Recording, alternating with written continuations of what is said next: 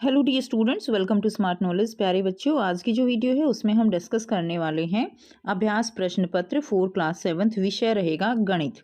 समय रहेगा आपका 2.5 घंटे और अधिकतम अंक रहेंगे 60। काफ़ी इंपॉर्टेंट ये प्रैक्टिस पेपर है क्योंकि बहुत इंपॉर्टेंट क्वेश्चन कवर किए गए हैं और आपके फाइनल पेपर में इसमें से काफ़ी कुछ आने के पूरे चांसेस हैं। ठीक है, सो पेपर को बहुत अच्छे से कीजिएगा। बाकी सभी सब्जेक्ट के पेपर आपको प्लेलिस्ट का लिंक आपको वीडियो के एंड में मिल जाएगा, वहाँ से आप सभी सब्जेक्ट के पेपर कर सकते हो। साथ ही साथ मिड टर्म का भी लिंक आपको मिलेगा क्योंकि आपका पूरा सिलेबस आना है, तो मिड टर्म का जो एग्ज़ाम हुआ था उसका कंप्लीट सॉल्यूशन जो है वो आपको वहाँ पर मिल जाएगा। उसको भी ज़रूर एक बार रिवाइज कीजिएगा ताकि जितने भी इंपॉर्टेंट क्वेश्चन हैं वो सारे आपके कवर हो सकें। तो देखिए, सबसे पहले आपको सामान्य निर्देश दिए गए हैं, तो यहाँ से आप सामान्य निर्देश पढ़ लेंगे। टोटल 16 क्वेश्चन आएंगे। इस पैटर्न वही रहता है जो मिड टर्म में है। ठीक है, और प्रश्न पत्र जो है आपका 5 खंडों में विभाजित है। तो इस तरह से आप यहाँ से कंप्लीट एक बार जो पैटर्न है उसको देख लेंगे। सो स्टार्ट करते हैं। खंड क दिया गया है, इसमें बहुविकल्पीय प्रकार के प्रश्न रहेंगे 1 से 12 तक, जिसमें प्रत्येक प्रश्न आपका 1 अंक का होगा। तो x की वैल्यू यदि 2 है तो 4x माइनस 3 का मान क्या होगा? तो 4x माइनस 3 का मान, x की वैल्यू 2 है तो इसमें कर देंगे पुट हम, तो यहाँ से आ जाएगा 4 दूनी 8, 8 में से 3 गए, कितना आ जाएगा? 5 आ जाएगा। ठीक है, तो आंसर हमारा क्या हो जाएगा? B will be the right answer. Next question देखते हैं। सेकंड क्वेश्चन है, समांतर चतुर्भुज ABCD का क्षेत्रफल है। तो इसमें ABCD का आपको क्षेत्रफल बताना है। तो इसमें देखिए, समांतर चतुर्भुज है तो इसका क्षेत्रफल कैसे निकालते हैं? आपका हो जाएगा ब्रेड्थ इंटू हाइट, यानी कितना आ जाएगा इसमें? 6 ये है और 4 इसकी हाइट दी गई है, तो 24 वर्ग सेंटीमीटर इसका आंसर हो जाएगा। तो A will be the right answer. ठीक है, नेक्स्ट देखिए, नेक्स्ट दिया गया है, इसमें इसका आपको मान निकालना है। तो -4 और -5 कितना हो गया? -9 हो गया। इसको भाग करेंगे हम कितने से? -4 और ये माइनस बाहर है तो अंदर प्लस हो जाएगा, तो प्लस का 5 और माइनस का 4, 1 बच गया, तो 1 से हम भाग कर देंगे तो आंसर कितना आ जाएगा हमारा? D -9 जो है ये हमारा आंसर हो जाएगा। नेक्स्ट देखिए, क्वेश्चन नंबर 4 है, 3 तथा 5 का एक उभयनिष्ठ गुणज है। 3 और 5 का उभयनिष्ठ गुणज क्या हो जाएगा? 30 हो जाएगा। 30 से 10 से कर देंगे तो 30 आ जाएगा। 5 को 6 से कर देंगे तो 30 आ जाएगा। तो 30 जो है हमारा राइट आंसर हो जाएगा। अगला क्वेश्चन है, क्वेश्चन नंबर 5, निम्न में से किस आकृति में समांतर रेखाओं का युग्म है? तो किस आकृति में समानांतर रेखाओं का युग्म है? तो इसमें आपका आंसर डी हो जाएगा। ये देखिए, ये दो रेखाएं जो है कैसी हैं? एक दूसरे के समानांतर हैं, पैरेलल हैं, तो आंसर हमारा डी हो जाएगा। नेक्स्ट देखेंगे, दिए गए त्रिभुज के प्रकार का नाम आपको यहाँ पे बताना है। ठीक है, तो इसमें देखिए, दिए गए त्रिभुज में त्रिभुज के प्रकार का ना जो है प्रकार बतानी है। तो इसमें दोनों भुजाएं ये बराबर हैं, तो ये क्या हो जाएगा? तीनों भुजाएं बराबर हैं तो ये समबाहु त्रिभुज हो जाएगी। C will be the right answer. Next देखिए, दी गई आकृति में एंगल DAC को इस प्रकार भी लिखा जा सकता है। तो एंगल DAC को किस प्रकार लिखा जा सकता है ये आपको यहाँ पे बताना है। तो इसमें देखिए, एंगल हमारे पास है DAC, तो इसको कैसे लिखा जा सकता है? इसको CAD लिखा जा सकता है, तो ए जो है हमारा राइट आंसर हो जाएगा। नेक्स्ट क्वेश्चन है, दी गई आकृति में सममित रेखाओं की संख्या कितनी है? तो सममित रेखाएं जो इसको इक्वल डिस्ट्रीब्यूट कर रही हैं, एक ये हो जाएगी और एक ये हो जाएगी, तो इसमें 2 हो जाएंगी। ठीक है, तो आंसर हमारा डी हो जाएगा। 2 will be the right answer. Next देखिए, क्वेश्चन नंबर 9 है, किसी संख्या का 15% जो है वो कितना है? 45 है। तो उस संख्या का 15% कितना दिया गया है? 45 है। तो उस संख्या का 50% वो कितना होगा ये आपको बताना है। तो इसका आंसर हो जाएगा, किसी संख्या का 15% कितना है? 45 है। उस संख्या का 50% जो है कितना हो जाएगा? तो कोई भी संख्या है उसका जो है 15% यानी 15/100 किसी भी संख्या का, मान लीजिए x है तो वो कितना है? 45 है। तो x की वैल्यू निकालेंगे यहाँ से, 4500 डिवाइडेड बाई 15। तो x की वैल्यू कितनी आ गई? 15 तिये 45, तो x की वैल्यू यहाँ पे आ गई 300 और इसका 50%, तो 300 का 50% क्या होता है? 150। तो C जो है इस पे राइट आंसर हो जाएगा। 150 is the right answer. Next देखिए, इसमें आपको बताना है इस संख्या में बहुलक कौन सा है? तो बहुलक यानी जो जिसकी जो नंबर में ज़्यादा दिया गया है, तो इसमें क्या आ जाएगा? 13, 1, 2, 3, ठीक है, और 4। तो इसमें जो बहुलक हो जाएगा वो क्या है? वो 13 है। बी जो है यहाँ पे राइट आंसर हो जाएगा। नेक्स्ट देखिए, क्वेश्चन नंबर 11 है, एक समसठ में समषट भुज में घूर्णन का कोण है, तो घूर्णन का कोण क्या है? तो देखिए समषट भुज में क्या मतलब हुआ कि उसकी छः भुजाएं हैं। ठीक है, ये 6 भुजाएं हैं और हर एक भुजा का एंगल कितना है? ये एंगल जो है ये 60 डिग्री है। क्लियर? तो घूर्णन का कोण क्या है?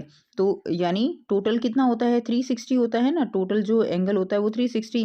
और उसमें अगर हम देखें तो 6 भुजाएं हैं, तो एक एंगल कितने का आ गया? 60 डिग्री का। तो ए जो हमारा जो है यहाँ से राइट आंसर आ जाएगा। तो घूर्णन का कोण कितना रहेगा? 60 डिग्री। नेक्स्ट देखिए, क्वेश्चन नंबर 12 दिया गया है। नीचे दी गई आकृति में x प्लस वाई का मान बताना है। तो इसमें देखिए, इसमें अगर हम समझें इसको, तो x प्लस वाई इसके अंदर जस्ट इसमें x प्लस वाई का मान बताना है। तो देखिए, अगर ये एंगल 50 डिग्री का है तो ये भी कितने का होगा? ये भी 50 का हो जाएगा।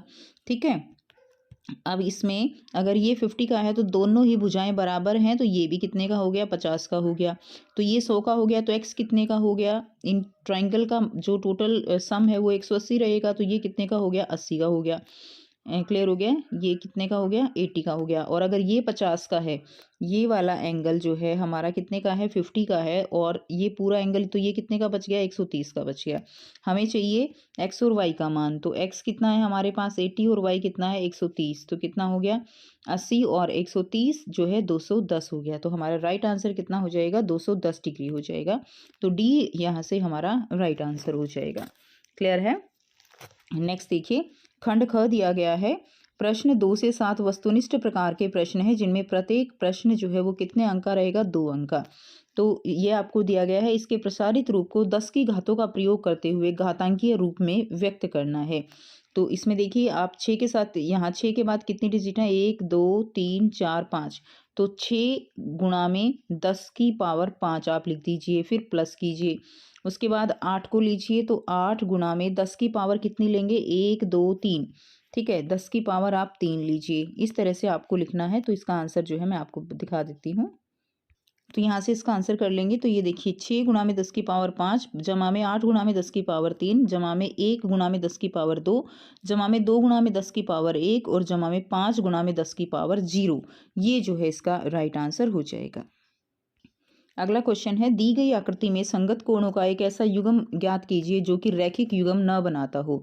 तो इसमें रैखिक युग्म नहीं बनाने वाला, इसमें एग्जाम्पल देख लेंगे। तो देखिए, आप ये लिख सकते हो बी ओ, यहाँ से ए ओ बी लिख सकते हो। ठीक है, ए ओ बी। और यहाँ से हो जाएगा ए ओ ई। ठीक है, तो आप यहाँ पे लिखेंगे A O B and angle A O ई।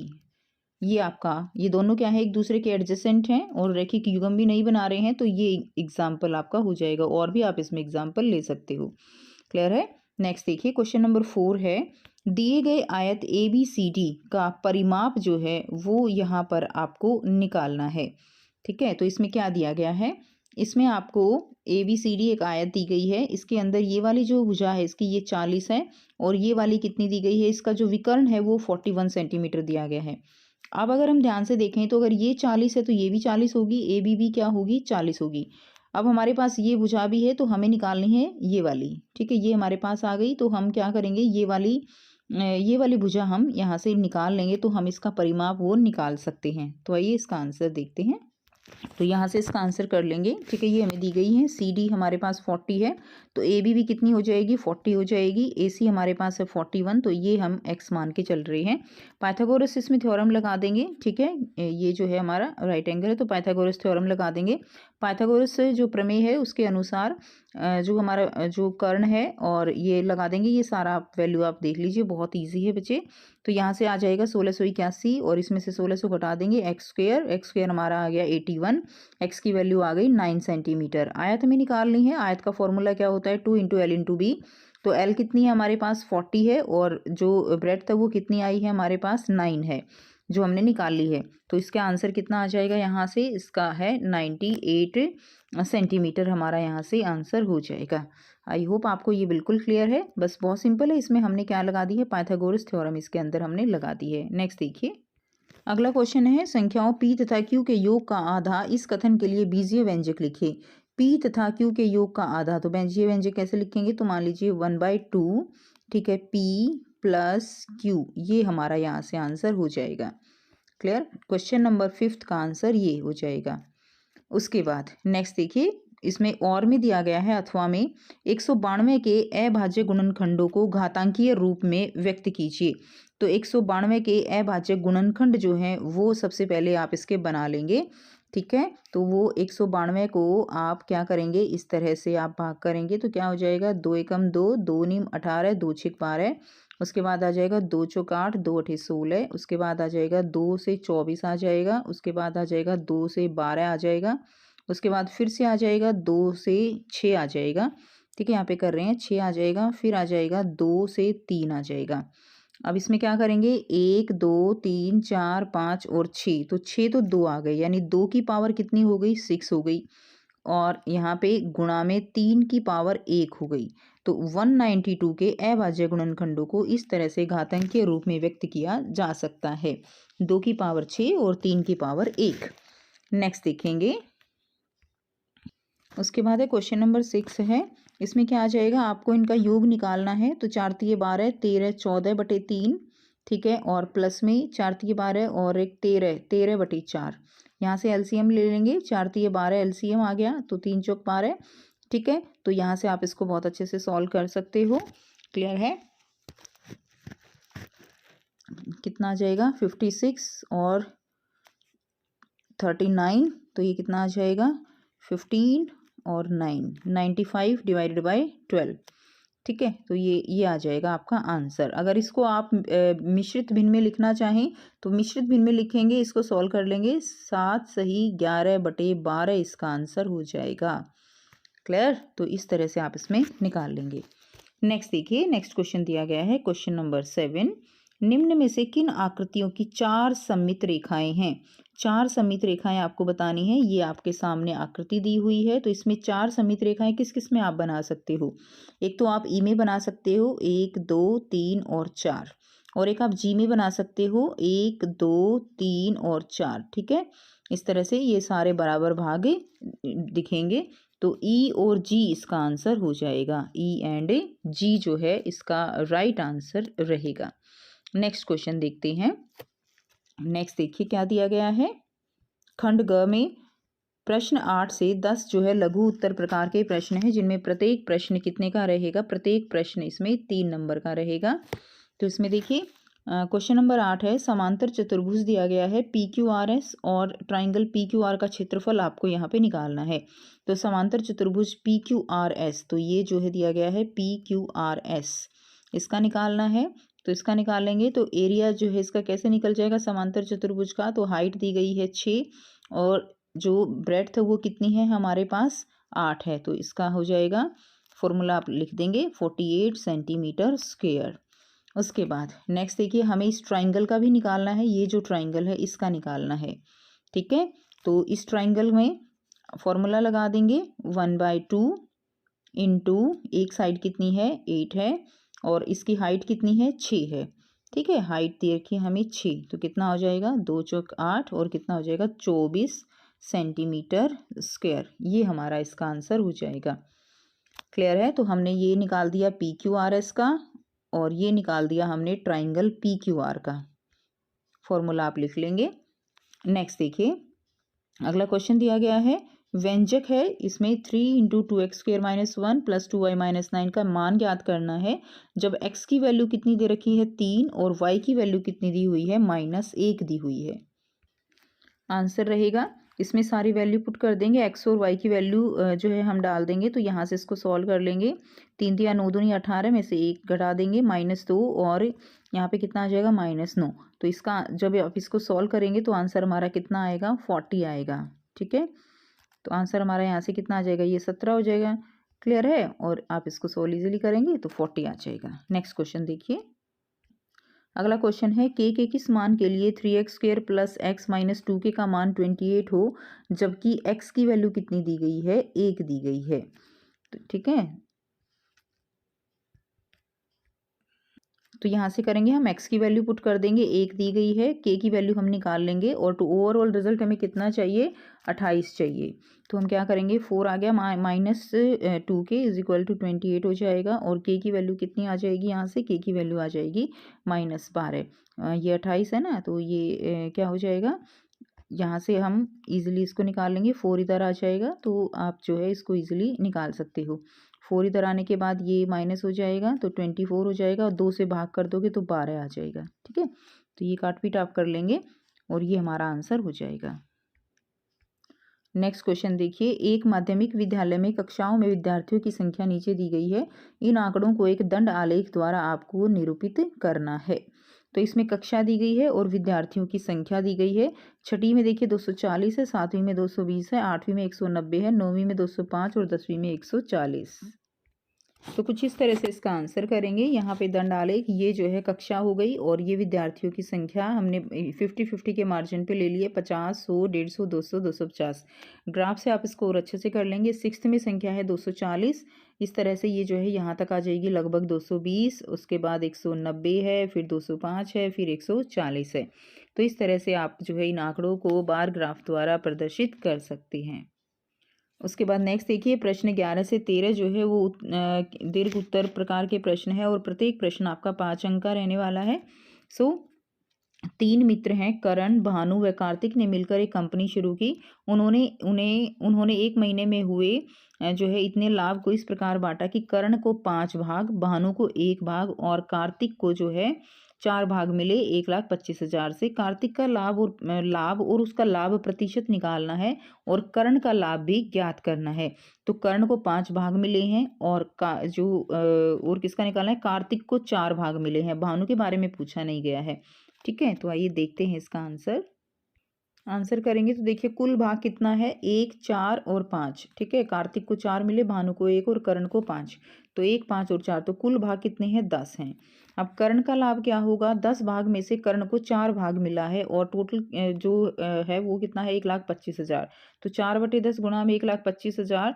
ठीक है, तो यहाँ से कितना आ जाएगा, यहाँ से आपका 50,000 जो है आंसर आ जाएगा। यानी कर्ण को कितना लाभ मिला है, 50,000 मिला है। अब कर्ण के लाभ का परसेंटेज निकालना है।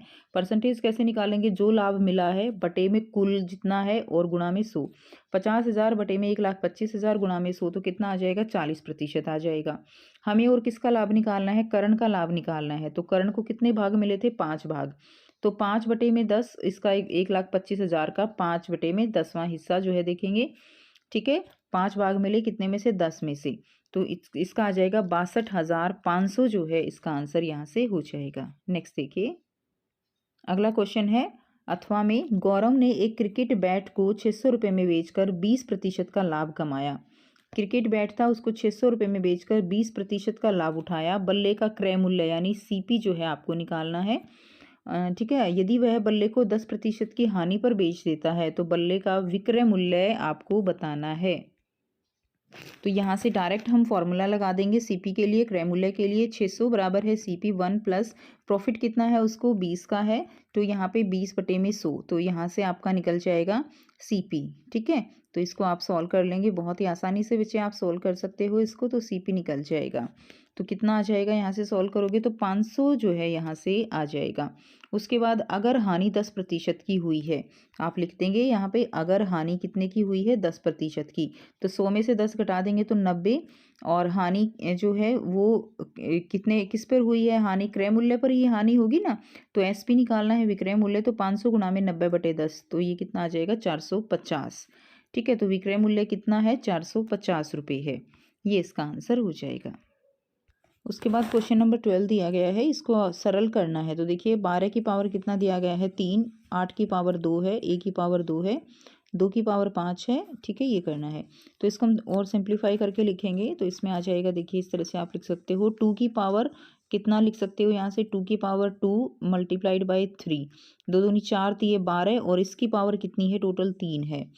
मल्टीप्लाइड में 2 की पावर यहाँ से 3 और इसका क्या लिख सकते हो, स्क्वायर लिख सकते हो, इंटू ए स्क्वायर आ जाएगा। ठीक है, डिवाइडेड बाय क्या आ जाएगा, डिवाइडेड में 2 की पावर 5 मल्टीप्लाइड बाय 3 की पावर 4 मल्टीप्लाइड बाय 5 की पावर 2। और इसको सिंप्लीफाई करेंगे तो इसमें क्या आ जाएगा, यहाँ से आप इसको लिख सकते हो 3, इस 3 को इस 2 से गुना कर देंगे तो कितना आ जाएगा, 2 की पावर तो 6 गुणा में 3 की पावर 3 आ जाएगा, गुणा में 2 की पावर कितना आ जाएगा यहाँ से, 2 की पावर यहाँ से हमने ये 2 लिखा है ना बाहर, तो 3 दूनी 6, 2 की पावर 6 गुणा में a का स्क्वायर डिवाइडेड बाय, अब देखिए ये यहाँ से 2 की पावर कितने हो गए, 6 और 6 12, 2 की पावर कितने हो गए, 6 और 6 12, 12 और नीचे 5 दिया गया है तो ये कट जाएगा। तो यहाँ से कितना बच जाएगा, यहाँ पे लिख रही हूँ 2 की पावर 7 बच जाएगा, मल्टीप्लाइड बाय ए स्क्वेयर बच जाएगा, डिवाइडेड बाय कितना बच जाएगा, ये कट गया, और 3 की पावर 3 है और नीचे 3 की पावर 4 है, तो 3 की पावर 4 और 3 की पावर 3 ये कैंसिल हो जाएगी, केवल एक 3 नीचे बच गया। उसके अलावा क्या बच गया, 5 की पावर 2 बच गया, ये बच गया केवल। तो ये कितना आ जाएगा, 2 की पावर 7 कितना होता है, ये आ जाएगा आपका 2 की पावर 7, आप जब इसको इससे मल्टीप्लाई करोगे तो 128 आ जाएगा। 128 ए स्क्वेयर डिवाइडेड बाय 5 गुना 5 25, 75, 128 ए स्क्वेयर डिवाइडेड बाय 75, ये आपका आंसर हो जाएगा। तो आई होप आपको ये सारा क्वेश्चन अच्छे से समझ में आ गया है। तो बेटा इसको बहुत ही अच्छे तरीके से आप सिंप्लीफाई कर सकते हो, ठीक है। आप इसको यहाँ से भी कंफर्टेबली जो है देख सकते हो, जैसे मैंने आपको वहाँ पे समझाया, ठीक है। तो ये देखिए यहाँ पे आपका 2 की पावर 7, 5 से ये कट जाएगा ना, तो ये 2 की पावर 6 ये हो जाएगा, 2 की पावर 6 यहाँ से हो जाएगा, 6 और 6 12, 12 में से ये 2 की पावर 5 गई, 7 बच गया, 2 की पावर 7 इंटू ए स्क्वायर, 3 की पावर कितनी है, 3 है नीचे, 3 की पावर 4 है, तो नीचे 3 बच गया और 5 की पावर 2 बच गया। तो इस तरह से इसको सोल्व किया गया है। उसके बाद नेक्स्ट देखिए, इसको सिंप्लीफाई करना है, ये 1 है, ठीक है। 1 की पावर 0 + 2 और 3 इंटू 3 की पावर 3, तो कितना आ जाएगा, 1 + 2 कितना हो गया, 3, 3 की पावर कितना हो गया, 3 मल्टीप्लाइड बाय 3 की पावर कितना हो गया, 3, ठीक हो गया, डिवाइडेड बाय इसको 1428, इसके आप जो है क्या कीजिएगा, 1458 के गुणनखंड बना लीजिएगा, 1458 के इस तरह से आप गुणनखंड बना के तब देखिएगा कितनी पावर आ रही है, तो इसकी आएगी 2 इंटू 3 की पावर 6 आएगा। तो अब देखिए 3 की पावर 3 और 3 6, ठीक है, टोटल पावर कितनी है, 3 और 3 6 है, तो 3 6 और 3 3 ये कट जाएंगे, तो आंसर कितना आ गया, 1/2। आई होप आपको बिल्कुल अच्छे से क्लियर है ये क्वेश्चन। तो 1/2 जो है इसका राइट आंसर हो जाएगा। नेक्स्ट देखिए, क्वेश्चन नंबर 13 है, एक स्कूल बस जो है 2.5 घंटे में 90.8 किलोमीटर की दूरी तय करती है। स्कूल बस की औसत गति ज्ञात करनी है। यदि बस 3 लीटर डीजल में 22.5 किलोमीटर दूरी तय करती है तो 8 लीटर में कितनी दूरी तय करेगी। सबसे पहले तो हमें स्कूल बस की जो है औसत गति ज्ञात करनी है, ठीक है। फिर देखेंगे कि 1 किलोमीटर वो जो है कितने, बस 3 लीटर डीजल में इतनी करती है, 1 में कितनी करेगी और 8 में कितनी करेगी। तो सबसे पहले औसत चाल निकाल लेंगे। तो चाल निकालने का फॉर्मूला क्या है, यहाँ पे दूरी बटे समय, दूरी है 90.8 और समय है 2.5। तो यहाँ से हमने इसको सॉल्व कर लिया, ये आंसर आया हमारा 36.32 किलोमीटर प्रति घंटा। अब 1 लीटर में चली गई दूरी कितनी है, ठीक है। तो 1 लीटर में चली गई दूरी कितनी हो जाएगी, 3 लीटर में जो है कितनी चल रही है, 45/2, और 1 लीटर में इसको हम 3 से भाग कर देंगे तो 45 बाई कितना आ जाएगा, 6 आ जाएगा। ये 1 लीटर में चली गई दूरी है। अब हमें निकालना है कितने में, 8 लीटर में चली गई दूरी। तो 8 लीटर में दूरी कितनी चलेगी, इसको हम किससे मल्टीप्लाई कर देंगे, इसको हम 3 से मल्टीप्लाई 8 से मल्टीप्लाई कर देंगे। तो ये आप इसको काट दोगे, 2 तिया 6, 2 चौके 8 और 3 15 आ जाएगा, और जो है आंसर हमारा कितना आ जाएगा, 60 किलोमीटर यहाँ से बच्चे हमारा आंसर हो जाएगा। तो आई होप आपको बहुत अच्छे से समझ आ गया। सबसे पहले तो हमने औसत गति निकाल दी, चाल निकाल दी है इसकी। 1 लीटर में दूरी कितनी चली गई, 45/6, 8 लीटर में चली गई तो 8 से गुणा कर दिया। अगला क्वेश्चन देखेंगे, एक बाल्टी में 180 लीटर पेंट है। कितना पेंट है टोटल, कितना लीटर है, 180 लीटर। एक छोटे डिब्बे में अधिकतम 1 से 1/4 लीटर पेंट जो है वो भरा जा सकता है। अब एक डिब्बे में कितना आ सकता है, 4 एकम 4 और 1 5/4, और टोटल कितना पेंट है, 180 है। 25 छोटे डिब्बे भरने के बाद बाल्टी में कितना लीटर तेल बच जाएगा। तो एक डिब्बे में इतना आ सकता है 5/4, 25 में कितना आ जाएगा, 25 से मल्टीप्लाई कर देंगे। फिर क्या करेंगे, 180 में से जो यहाँ से आंसर आएगा उसको घटा देंगे। ये तो फर्स्ट का आंसर इस तरह से निकालेंगे। बाल्टी के पेंट के छोटे छोटे पेंट के डिब्बों को भरना है। बाल्टी खाली करने के लिए कितने डिब्बों की आवश्यकता होगी, ठीक है। तो बाल्टी में तो 180 लीटर है, तो आइए देखते हैं इसका आंसर। तो यहाँ से आंसर करेंगे, 25 कैन में पेंट जो है भरने के लिए 25 केन में पेंट ये आ जाएगा 25 गुना में एक डिब्बे में कितना भरा जा रहा है, एक जो है केन में 5/4, तो 25 में कितना भरा जाएगा 125/4 यानी 31 सही 1/4 लीटर। अब बचा हुआ पेंट कितना है, तो 180 में से 125/4 घटा देंगे, 4 हमने एलसीएम ले लिया, यहाँ से 720 में से 125 एलसीएम लेने के बाद आपका आंसर आ जाएगा 595/4। इसको मिश्रित भिन्न में कर लेंगे तो आंसर आ जाएगा 148 सही 3/4 लीटर। इतना पेंट जो है बचा हुआ है। अब पूछा जा रहा है कि अगर 180 के 180 भरने हों तो कितने डिब्बे लगेंगे, कितने डिब्बों की आवश्यकता होगी। तो केन की संख्या निकाल लेंगे, डिब्बों की, केन मतलब डिब्बे की संख्या। तो टोटल कितना पेंट है 180, एक में कितना भरा जा रहा है 5/4। ठीक है, तो इसको अगर हम 180 को 5/4 से भाग कर दें तो हमारे पास डिब्बों की संख्या आ जाएगी। तो भाग में है तो इसको हमने पलट लिया, 4/5 कर दिया, 720 डिवाइडेड बाई 5, तो आंसर कितना आ गया 144 डिब्बे। क्या आ जाएगा 144 डिब्बे या केन आंसर आ जाएगा। अगला क्वेश्चन देखिए, दीपक और दीपाली जो है माचिस की तिल्लियों से विभिन्न ज्यामितीय आकृतियां बनाते हैं। उनकी पसंदीदा आकृति त्रिभुज है। वो त्रिभुज की आकृति बनाकर उनके कोण भुजाएं मापते हैं और त्रिभुज के गुणों को सत्यापित करते हैं। अभी इन्होंने निम्न जो है 3 आकृतियां बनाई हैं। तो उपयुक्त जानकारी के आधार पर बताना है कि आकृति ए में एक्स का मान आपको बताना है। ठीक है, कि इसमें जो है इस x का मान यहाँ पे कितना होगा। तो देखिए ये एंगल हमारा कितने का है 65। अब दोनों ही भुजा हमारी क्या है बराबर है 6 ठीक है 6 सेंटीमीटर है। तो हमारा जो इतना ये एंगल है और ये एंगल ये दोनों बराबर होंगे तो ये एंगल भी हमारा कितने का हो गया 65 का। अब ये पूरा एंगल कितने का है, ये 180 का है। तो हम क्या करेंगे, यहाँ से 180 में से अगर हम 65 घटा दे तो कितना आंसर आ गया 115। ठीक है, कितना आ जाएगा 115। तो x का मान कितना आ जाएगा यहाँ से 115। तो आप कर देंगे 180 में से आप 65 घटा देंगे डिग्री तो कितना आ जाएगा x की वैल्यू, तो कितना आ गया 115। उसके बाद नेक्स्ट क्वेश्चन देखेंगे, साथ साथ कॉपी में कीजिए। आकृति बी में यदि एंगल बी समकोण है, तो देखिए ये जो एंगल है हमारा ये जो है 90 डिग्री का है। ठीक है, तो इसमें जो है ए बी हमें दी हुई है 6 और ए सी हम बी सी हमें दी हुई है 8 सेंटीमीटर। ठीक है, तो आपको इसमें ए सी की वैल्यू निकालनी है, भुजा ए सी का मान जो है आपको ज्ञात करना है। तो इसमें क्या करेंगे, इसमें पाइथागोरस थ्योरम जो है वो आप यहाँ से लगा देंगे। ठीक है, पाइथागोरस थ्योरम लगा देंगे तो यहाँ से क्या आ जाएगा ए सी। ठीक है, आइए देखते हैं इसका आंसर करवा देती हूँ। तो कुछ इस तरह से आप इसमें पाइथागोरस थ्योरम लगा देंगे तो ए सी का स्क्वायर जो है ए बी का स्क्वायर प्लस बी सी का स्क्वायर। तो ए सी का स्क्वायर क्या हो जाएगा 6 का स्क्वायर प्लस 8 का स्क्वायर 100 आ गया। तो ए सी कितना आ जाएगा 10 सेंटीमीटर। ठीक है, तो कुछ इस तरह से आप इसका आंसर कर लेंगे। नेक्स्ट देखिए, नेक्स्ट क्वेश्चन देखिए, इसमें है आकृति सी में एक्स और वाई का मान जो है आपको बताना है, एक्स प्लस वाई का मान बताना है। तो इसको हम सॉल्व करेंगे। तो इस फिगर में अगर हम देखें तो ये एंगल हमारा 110 है, तो ये एंगल वाई कितना हो जाएगा, तो टोटल एंगल कितना है यहाँ पे 180। तो वाई प्लस 110 कितना है, वाई प्लस 110 एंगल हमारा है 180। तो वाई की वैल्यू निकाल लेंगे, 180 में से 110 घटा देंगे तो कितना डिग्री बच गया 70। ये 70 डिग्री आ गया, वाई हमारा कितना आ गया 70। अब एक्स जो है ये एक्सटीरियर एंगल हमारा 130 है, यानी एक्स और वाई का जो वैल्यू है वो 130 के बराबर होगी। ठीक है, एक्स प्लस वाई यानी एक्स की वैल्यू यहाँ पे कितनी आ गई, एक्स की वैल्यू जो है वो 60 डिग्री आ गई। तो इन दोनों का जो टोटल है ये एक्सटीरियर एंगल है, तो इनका वैल्यू कितनी हो जाएगी 130 डिग्री जो है यहाँ से हमारा आंसर आ जाएगा। क्लियर है, 130 डिग्री, क्योंकि ये सामने के एंगल हो जाएंगे तो 60, ये 60 आ गया, ये जो है 70 आ गया। तो एक्स प्लस वाई की वैल्यू कितनी है यहाँ से 130 डिग्री है। तो यहाँ से आप लिख देंगे x plus y is equal to 130 degree. Next देखिए, अगला क्वेश्चन है, एक जो है त्रिभुज की दो भुजाओं का माप 12 सेंटीमीटर और 7 सेंटीमीटर है। ठीक है, तो एक त्रिभुज की दो भुजाओं का माप दिया गया है 12 सेंटीमीटर व 7 सेंटीमीटर। तीसरी भुजा का माप किन मापों के बीच होना चाहिए, ये आपको बताना है।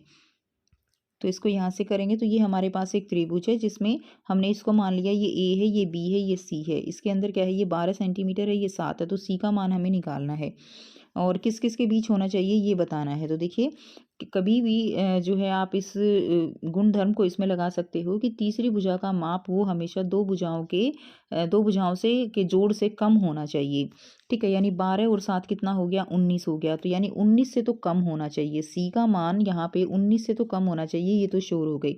19 से कम, लेकिन ज़्यादा किससे होना चाहिए वो हमें निकालना है। तो अगर हम ये गुण लगाएं तो a प्लस बी का मान c से ज़्यादा होना चाहिए, a प्लस सी का b से ज़्यादा और b प्लस सी का a से ज़्यादा होना चाहिए। अब देखिए ये तो हमने निकाल लिया कि कम होना चाहिए किससे, 19 से, लेकिन ज़्यादा किससे होना चाहिए वो कैसे निकालेंगे। तो हमें पता है कि जो हमारे पास है 12, यानी अगर हम देखें तो a प्लस सी का मान हमारा b से ज़्यादा होना चाहिए। तो ये हमने लगा दिया यहाँ पे a प्लस सी, यानी 12 प्लस सी का मान ज़्यादा होना चाहिए किससे, 7 से। तो यहाँ पे क्या आ जाएगा, और ये तो हमारा ठीक है, ठीक है। और 7 अगर हम देखें तो b प्लस सी का मान हमारा a से ज़्यादा होना चाहिए। b हमारे पास कितनी है, b हमारे पास 7 है और a हमारे पास 12 है, तो ये इधर आ जाएगा और 12 माइनस 7 हम कर देंगे तो c का मान वो हमारा 5 से ज़्यादा होना चाहिए। तो c का मान 19 से कम होना चाहिए और 5 से जो है ज़्यादा होना चाहिए। तो ये हमारा आंसर हो जाएगा। उसके बाद नेक्स्ट देखिए, एक बॉक्स में 26 कार्ड हैं जिन पर अंग्रेजी के अक्षर ए से जेड लिखे हुए हैं। विमल भावना एक खेल खेल रहे हैं जिसमें इस बच्चे को एक कार्ड निकालना है। यदि निकाले गए कार्ड पर स्वर जो है तो -5 अंक दिए जाते हैं। यदि निकाली गई कार्ड पर कोई व्यंजन है तो 3 अंक दिए जाते हैं। तो उपयुक्त जानकारी के आधार पर निम्नलिखित प्रश्नों के उत्तर आपको करने हैं।